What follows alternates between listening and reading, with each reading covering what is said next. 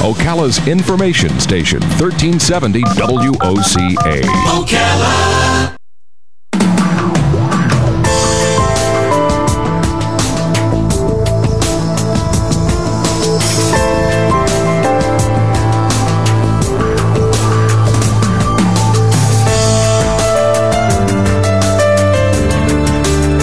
All right, 5 minutes after 11 o'clock. Thank you for tuning in.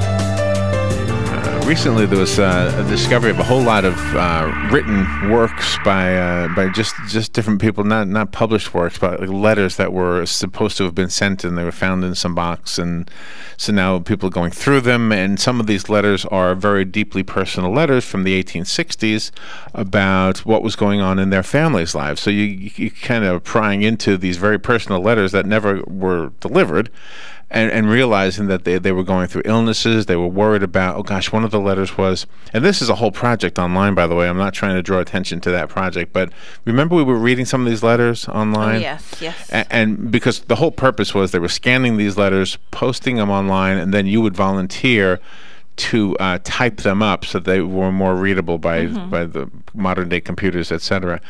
But it's interesting how we as people have written about our trials and tribulations, probably since the beginning of us being able to write has happened. I was watching a piece with Ellen DeGeneres, and she was talking about her early days before really breaking into showbiz. She had a friend who died in a car accident, and apparently it was a very close friend. And apparently before the accident, they had been in some kind of an argument. So she was really grieving the fact that her very good friend, who she loved a lot, died, and she never had a chance to say, gosh, I love you, I'm sorry, I didn't mean to have this petty argument. And so she wrote this big long letter, I think she said to God, about the experience, and it had a transforming effect on her. I guess I don't want to speak out of turn since she's not here, obviously, but just the point that writing sometimes can help, is therapeutic, at least to say the least. Judith Hannan has gone through something similar. Her daughter, thank goodness, from what I understand, is she's okay, but her daughter did go through some cancer, and Judith has written this book that kind of talks about writing as a way to provide therapy for ourselves. The book is called The Right Prescription, WRITE, telling your story to live with and beyond illness. Judith Hannan, this is a fascinating topic. By the way, she's got credentials. She is, a contributor to Opera News, Woman's Day, the Martha's Vineyard Gazette, the Huffington Post, Healing Muse, etc. Good morning, Judith. Good morning. Where are you? I'm in New York. How are you doing? I'm pretty good. Good. How's your daughter?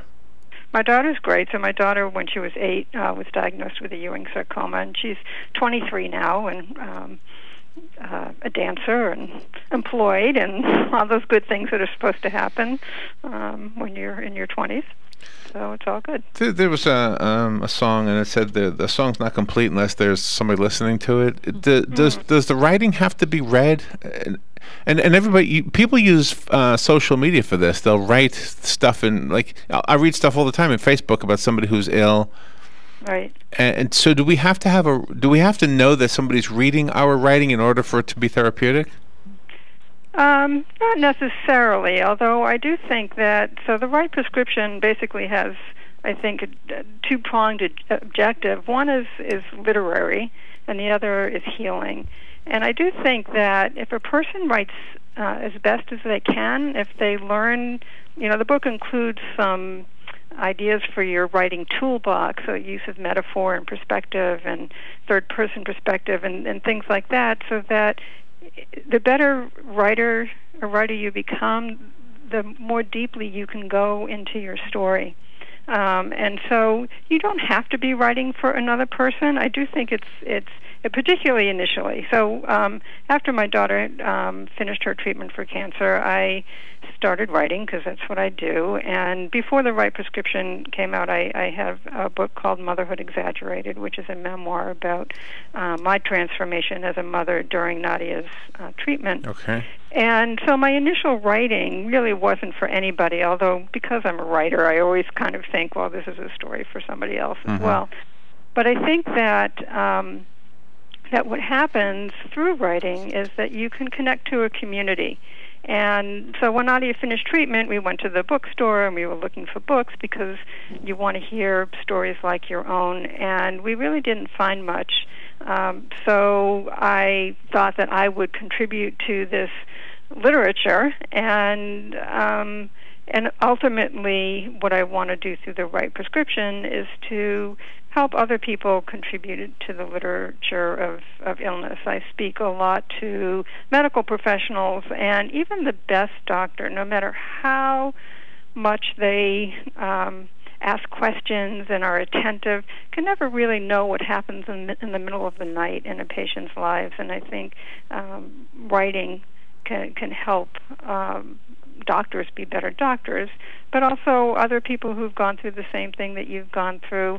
And also just, I think these kinds of memoirs have literary merit, just the way any literature does. Okay, now if I take anything that I'm doing in my life and I keep a journal of it, I'm almost analyzing my own self better, and I understand whatever it is I went through better. Right. Just by writing it. Yeah, so I think writing is a very different process than speaking. I think I always picture it as that when you're writing, you're standing next to yourself, and so just that little bit of distance allows you to write about things that if you started talking about them, you would start shaking. And I see this in the workshops that I run workshops for people who've gone through illness, and this is for caregivers and family members as well, and I also work with homeless mothers, and I'll see them write, and they're very calm when they write. You have no idea what's going down on the paper. These are people who have difficult stories to tell, and when they read, that's when their voices start to crack and the tears start to flow. But the writing is what initially allows them to get at those difficult moments. Did your daughter write also when she was going through the... Yeah, so it's interesting. My daughter wrote afterwards. So she was in the 3rd grade when it happened. In the 4th grade, her teacher was also a cancer survivor, and the same kind of... Nadia's cancer was in her jaw, his was in his neck. And he didn't talk about it. It didn't become like, the two cancer people, but something about that allowed Nadia to write. And ultimately she did ask him for his story, and then she wrote her story back to him. And she wrote some poetry, and so she did that for a couple of years, and then I guess turned more to dance as her form of artistic expression. Wow. And do you think there's a difference therapy-wise, I guess is the way I ask this, if, writing like with a ballpoint pen or a pencil as opposed to like a computer?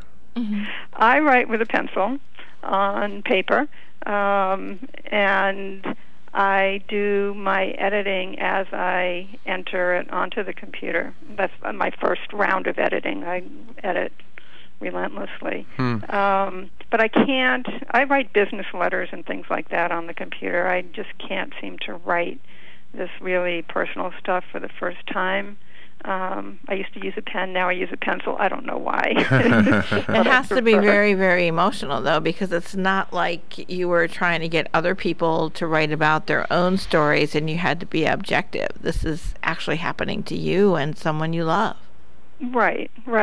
But again, that's where I think writing became, because I wanted to write it well, once I got all that initial stuff out, and I did that. As soon as she finished treatment, I was in a writing group, and that's all I could write about. Obviously, I wasn't, it was all I could think about.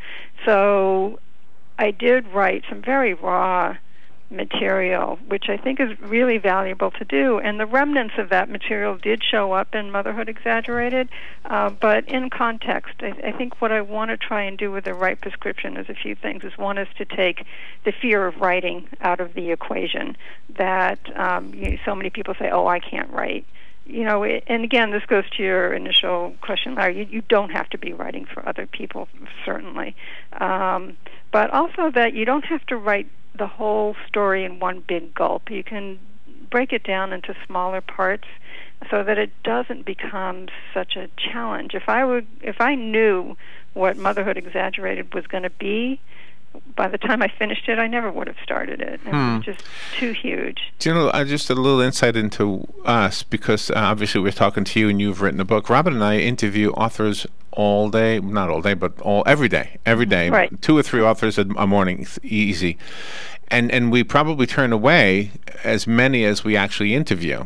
Very lucky then. It depends on the subject matter. Well, yours is a different subject matter, but let's talk about somebody who has a creative writing project, and we run the gamut from Simon & Schuster authors to the guy who just wrote a notebook and he wants to get it published. Yeah, right. Okay, so and I want to talk about that person, that writer. Because that writer will often bring in a manuscript and then we'll say, okay, well, you know what? This really should be published first before we talk about it, so that our listeners can at least buy it if they're interested. And what they do is they go through the whole process. Those who do, everybody doesn't do this. But this is what I want to get at. You mentioned you edit your own work. Sometimes they don't. An editor will change what they've written. And in some cases, they'll come back, and it's just wonderfully rewritten, basically. Like the editor, I think, wrote it for them, I think. Right. And in other cases, it's just cleaned up a bit. Maybe the language is not redundant or something of that nature. Well, I edit my stuff before I send it to somebody who will probably edit it further. Edit it again, yeah. Yeah, so in the case of Motherhood Exaggerated, I fell into the trap that I warn everybody else about, and that is it was too small a book. It wasn't embracing. It didn't put anything in a context, and it didn't show any transformation. And it took the editor to show me that. And then I went back and I wrote for 9 or 10 more months before I really came up with a final product. Well, I guess the point I'm trying to make is that thinking about what you're trying to say, if I understand it right, I think whether an editor has changed your original manuscript greatly or just a little bit, either way, your mission is accomplished, because you're baking the cake, and the cake is still going to be eaten. It's still there. You know what I mean? Yeah, yeah. I mean, the writer should always have final say, but editors are very smart, and it's very important to be flexible and to really listen to your editor. I mean, the first thing that my editor said to me, this was after they accepted the manuscript, she said to me, she's a psychologist and a poet, plus a publisher, and she said to me, this is a really interesting story, beautifully written, but we don't really like you. Oh, gee. Me as the narrator. So I'm like sitting there going, oh my God, why did they accept this book? And trying very, very hard not to get defensive. And what she pointed out was missing in the book was some compassion, and there were times when I was being flippant, and I'm not a flippant person. And I think I was trying to mimic some of the kind of more cynical younger writers or something. I don't know what I was trying to do, but it wasn't me. And so it took her to show me that. And so it became a much better book. I can't remember actually where my original thought was going with all of that. I want to ask you something about, in the notes that were provided to us, it says that you teach writing to homeless mothers. Explain what that does for them. Right. So teaching writing, that is what I do. I'm a writer in residence at the Children's Museum of Manhattan, but it's more like pulling out words rather than saying teaching writing. So these women come to the Children's Museum once a week, and we do a mommy and me thing with their kids, and then we all have lunch together, and then we have a social worker who runs just a little discussion rap group for the moms. They call it their venting sessions, and then we offer a writing exercise that helps them to take what's been talking about and to go deeper, kind of have a conversation with themselves. And the prompts, actually, any number of them appear in the right prescription. They could be like you talked about letters earlier. One of the assignments that we've given is to write a letter. Picture yourself leaving the shelter where you're living, and you're writing a letter to the person coming in, saying, "I know you're reading this letter while..." It's a take on an Adrienne Rich poem. And so they write a letter to the person who would be coming into their room afterwards. And it's a way of saying, "I know." I have an exercise in the right prescription of imagining that you're in a waiting room and you're looking across at someone and you want to write them a letter. And I use the example of writing to another mother whose child is ill. Wow, that's pretty interesting. So it's a way to, again, they're always small exercises. We might say a small scene of what it's like at 2 o'clock in the morning, what's going on inside, what do you hear outside, what do you think other people are doing while you're fretting or your baby's crying or whatever it is.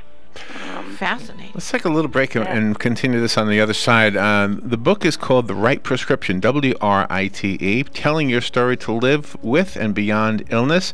And Judith Hannan is the author, and we'll be right back with Judith.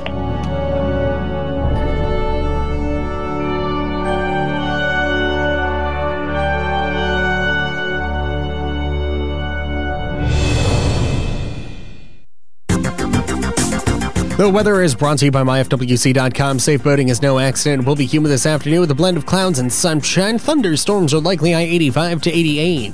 Expect a shower or thunderstorm this evening. Otherwise, it will be mostly cloudy tonight, low 70 to 72. Morning showers are likely Tuesday. Otherwise, clouds will give way to some sunshine, high 84 to 86. Wednesday, partly sunny and nice, high 82 to 85. From the Florida Weather Center, I'm Jeremy Pearson. It's the end of the fiscal year, and that means budget cuts and number crunching. Now's the time of the year you're evaluating your expenses, planning your budget, and finding ways to save money and increase efficiency to maximize profits. Dex Imaging understands and delivers. Call Dex Imaging today for a free document management evaluation. Cutting your office expenses is as easy as calling Dex Imaging, 352-266-0333. Start saving money today and increase your bottom line with Dex Imaging. Printers, copiers, and fax machines that increase office productivity and save you money. No one understands your bottom line better. Call Dex Imaging today, 352-266-0333, or check them out on the web at deximaging.com. That's DEXimaging.com. Or call 352-266-0333 for your free document management evaluation today. If you're anything like I was, the thought of getting older was the last thing on your mind.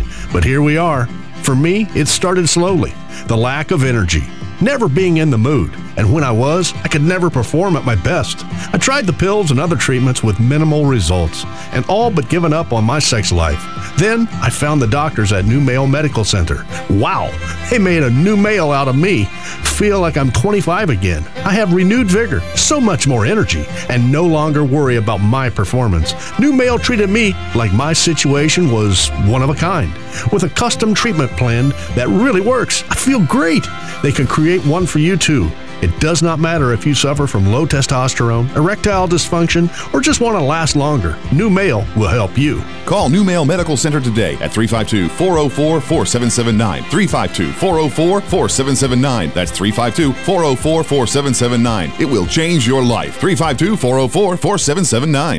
Picking up the honey baked ham is the official start of the holidays for me. Oh, honey baked ham is the best tasting ham ever. Oh, I love that sweet, crunchy glaze. And it's easy to serve. Leftover sandwiches and football. It's tradition. Smoked bone-in ham, tender, sweet, crunchy. That's the tradition. Oh, you know they serve turkey too. I love honey baked. I just got mine. Visit your Honey Baked Ham store and cafe, open 7 days at 2709 Southwest 27th Avenue behind Best Buy near Regal Theater. All right, Judith Hannan is on the phone, and her book is called The Right Prescription. I wanted to tell you something, Judith.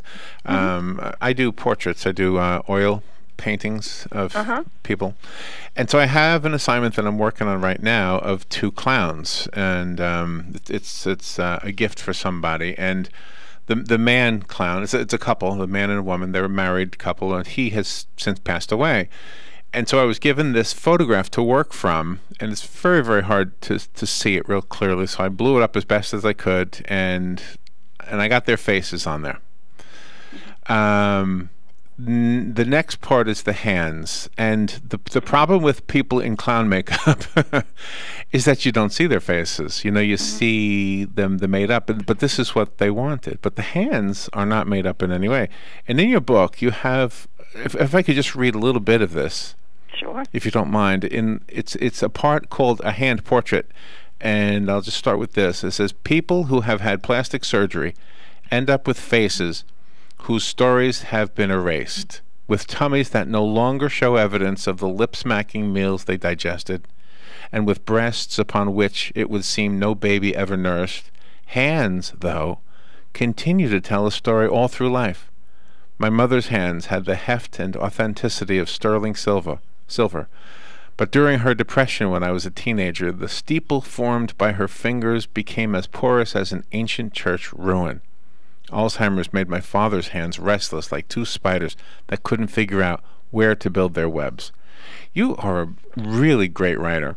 Excellent. Thank you. I love that. I love that. And so to get back to the portrait I'm working on, it's like I thought, well, the hands don't need to be in the portrait, but I wanted to put them in there, and because you really can't see the faces of these 2 people who are in clown makeup, so that you can see one of her hands. And you can see one of his, and they're clearly aged hands. Yeah. And your writing makes me realize how important it is to put those hands in that portrait. Yeah, I've done that exercise with people numerous times, and it is very powerful because the hands, they really do. They have all your whole life in them. They have your scars. Every expression, everything you've touched. I mean, it's all what your hands do, what they used to do, and what they do now.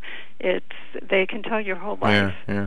When they do close-ups of Willie Nelson playing his beat-up guitar. Willie Nelson's face also. His face. Yeah, in his case, the face does it too. But I mean, when you look at his hands, you realize, wow, those hands have played that guitar. His hands look as old as that guitar looks. He doesn't have a new guitar for some reason. I don't know why, but he doesn't. Do you and your daughter sometimes when you get together and she's just evidently so successful as a dancer and what she does, do you talk about that time when she was 8 years old and keep that at the forefront? We talk about it in what it means in the present. We don't really go back in time. She did read the book, Motherhood Exaggerated, and all she said after was, I think we remember a few things differently, which is fine because that's the nature of memory. Right. Now, if we talk about it, it will be about a knee problem because, they had to remove a bone from her leg to rebuild her jaw, or it will be about I don't want to embarrass her, but concerns about fertility, bone density. It'll be, she's now in kind of long-term follow-up, and the issues become slightly different. But it's really, she's taking charge of her health now. She knows her story. She knows the medications that she had to take. She knows what the long-term impact of them can be, and so that's kind of what we talk about. There is a section in the book where I talk about the road not taken and trying to imagine what trajectory life would have gone on if whatever happened didn't happen. And in Nadia's case, I can't think about that. She is who she is right now, and that's the person that I love. And so I can't really think about how she might have been different, but I'm sure there are long-term effects that she will figure out how to respond to. Judith, thank you for being on the air with us today. Carly Simon also gives her thoughts on this, and I've always been a fan of her as a writer. I've always said, boy, she's overlooked as a writer, isn't she? Yeah. But you know why? Because she's so pretty. Everybody sees the pretty. Same thing happened with Dolly Parton. They don't realize how talented of a writer these two ladies are. Judith, you're among them. You are a very talented writer. I have a copy of the book, The Right Prescription. Call me if you want the copy that was sent to me. The rest of us have to go buy it. Judith, do you have a website? Let's start there. I do. It's www.judithhannanwrites.com. And you can also follow me on Twitter at Judith Hannan. Okay, and the book is everywhere else that books are sold, right? I hope so. Okay. If it's not, go tell them to sell it. Yeah, jump on them. Judith, thank you for taking some time out of your day. This was just a warm conversation. Thank you so much. Well, thanks so much for having me. We'll be right back.